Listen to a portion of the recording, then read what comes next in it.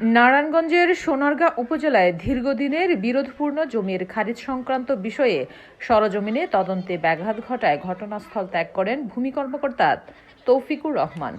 সোমবার ১৯ জানুয়ারি সন্ধ্যায় মোগরাপাড়া ইউনিয়নের কামারগাঁও এলাকায় এই ঘটনা ঘটে। পরে দুপক্ষের ধাওয়া পাল্টা ধাওয়া ও সংঘর্ষের ঘটনা ঘটে। এতে প্রতিপক্ষ শাহজামালের নেতৃত্বে হামলায় অন্তত ৩ জন গুরুতর আহত হয়। খবর পেয়ে অতিরিক্ত পুলিশ ঘটনাস্থলে গিয়ে পরিস্থিতি নিয়ন্ত্রণে আনে। বর্তমানে এলাকায় থমথমে অবস্থা বিরাজ করছে এবং নতুন করে শাহজামালের নেতৃত্বে পুনরায় হামলার আশঙ্কা করছেন আহতদের পরিবাররা। স্থানীয়রা বলেন, পরিস্থিতি এখনও নিয়ন্ত্রণে না, যে কোনো মুহূর্তে আবারও উভয় পক্ষের সংঘর্ষের ঘটনা ঘটতে পারে। পুলিশ ও প্রত্যক্ষদর্শীরা জানান, মোগরাপাড়া এলাকার মীর কবিরের সঙ্গে শাহজামাল গংদের দীর্ঘদিন ধরে জমি নিয়ে বিরোধ চলছিল। এ সংক্রান্ত একটি মামলা বর্তমানে সোনারগাঁ ভূমি অফিসে চলমান রয়েছে। সোমবার বিকেলে সোনারগাঁও সহকারী কমিশনার ভূমি বিরোধপূর্ণ জমিতে সরজমিনে তদন্তে যান। তদন্তকালে শাহজামালের স্ত্রী ও ভাইয়ের বউ এসিল্যান্ডের সামনে কবির ও তার লোকজনকে অকথ্য ভাষায় গালিগালাজ শুরু করেন। পরিস্থিতি বিব্রতকর হওয়ায় সহকারী কমিশনার ভূমি ঘটনাস্থল ত্যাগ করেন। তার চলে যাওয়ার পর শাহজামালের নেতৃত্বে আবুল বাশার, মাসুদ, সিফাত, রাহাত, সুজন, ইমরান সহ আরও ১০ থেকে ১২ জনের একটি দল দেশীয় অস্ত্র নিয়ে কবিরের লোকজনের উপর হামলা চালায়। এ সময় রতন, সাগর ও রানাকে পিটিয়ে ও কুপিয়ে গুরুতর আহত করা হয়। পরে স্থানীয়রা আহতদের উদ্ধার করে নারায়ণগঞ্জ ২০০ শয্যা বিশিষ্ট হাসপাতালে ভর্তি করেন। এছাড়াও মহিউদ্দিনের ছেলে তাজুল ইসলামকে নিজ বাড়ির সকলের সামনে এলোপাথারি কিল ঘুষি মেরে রাস্তায় ফেলে চলে যায়। এতেও ক্ষান্ত হয়নি, প্রাণনাশের হুমকিসহ বাড়ি ছাড়ার নোটিশ দিয়ে যায়। বিরোধপূর্ণ জমির বর্তমান মালিক মীর কবির বলেন, ক্রয় সূত্রে আমি এই জমির মালিক।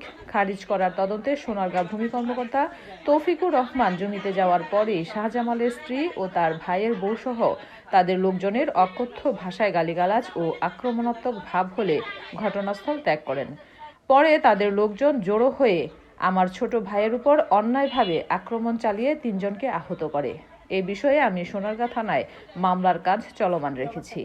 খবর পেয়ে সোনারগাঁ থানার ওসি মহিবুল্লাহর নেতৃত্বে অতিরিক্ত পুলিশ ঘটনাস্থলে পৌঁছে পরিস্থিতি নিয়ন্ত্রণে আনে। জিজ্ঞেস করতেছে যে, কাকা আমাদের দলের লোকের কি মারতে গেছিলেন? আপনারা যে দেখা গেছে বলছে না যে আমি মারতে যাই না, আমি ঝগড়া থামাইতে গেছি। তারপরে কথা বলার সাথে সাথে কানের মধ্যে চড় মারতেছে, মুখের মধ্যে আঘাত করতেছে। আমি যে যাই আটকাইতাছি, তারপর আমার উপর দিয়ে মারতেছে আমার ভাই। তারপর কারা মারতে ছিল? সম্ভবত চিনি না, ভাড়া করা লোক। ভাড়া করার কামানের আমানের ছোট বাচ্চা কোলের সাথে আছে। মানে এই হামলাটা আসলে কাদের নেতৃত্বে হইতে পারে আপনারা কি মনে করেন? এটা আমরা তো জানি না কোন থেকে ভাড়া করে আনছে আমার গায়ের লোকে হেরা, কিন্তু অনেক মারছে আমার বাইরে। আমি কান্না করে থামাইতে পারি না, আরো অনেক গালাগালি করছে। আমি তাজুল ইসলাম আপনার কি হয়? আমার বড় ভাই হয়। বড় ভাই। ওনাকে মারছে কে? ওনাকে মারছে অনেক লোকই মারছে, মুখের ভিতর লাঠিও মারা হয়েছে অনেক। নাম বলতে পারেন না কারা? না আমরা চিনি না তো। দেখছি আমাদের ছেলে, আরেকটা দেখছি ইয়ার ফলা, হারুনের ফলা, আরেকটা হচ্ছে ইয়ার সোহাগ গাইছে হারুনের বাসার ভিতরও ঢুকে গেছে মারতে। আমরা মহিলারা বাধা দেওয়ার কারণে মারতে পারে নাই, নয় আবার রাতে হুমকিও দিয়ে গেছে। রাতে নাকি কারা হুমকিটা দিয়েছিল? হুমকি দিয়ে গেছে। কারো নাম জানেন না? না, নাম জানি না। নাম তো বাড়ি জ্বালাই দিব, সারা রাত ধরে মানুষ চলাচল করছে। শাহজামালের বউ এইগুলি লোক ভাড়া করে আনছে। হ্যাঁ, বউর নাম শাহজামালের বউ। হ্যাঁ, শাহজামালের বউ লোকজন ভাড়া করে আনছে। হ্যাঁ, লোক ভাড়া করা। আমাদের ওনাদেরকে আমরা চিনি, আমাদের রক্তে বংশের লোক তো। আমরা ওনাদের চিনি দেখে ওনারা সামনাসামনি আসে নাই, লোক খাটাইছে ভাড়া কইরা।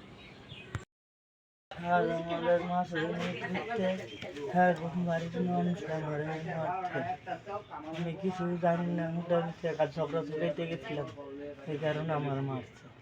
আমার বাচ্চা ছিল, ছোট ভাই ছেলে বলেছিল হ্যাঁ সুদ্ধা আমার মারছে। এই রাত সন্ধ্যা 5:30টার ওই যে আমার বাচ্চা ছিল।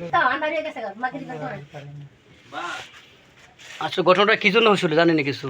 না, এটা আমি জানি না। দেখছি ঝগড়া লাগবে, ছুটাই দেখেছি, ছুটাই দিয়েছি, দেওয়ার পরে আবার এ ঘটনায় সোনারগাঁ থানায় অভিযোগ দায়েরের প্রস্তুতি চলছে বলে জানিয়েছে পুলিশ। ফাহাদুল ইসলামের তথ্য ও চিত্রে জিন্নাতুন নাহার, চ্যানেল 21, সোনারগাঁ।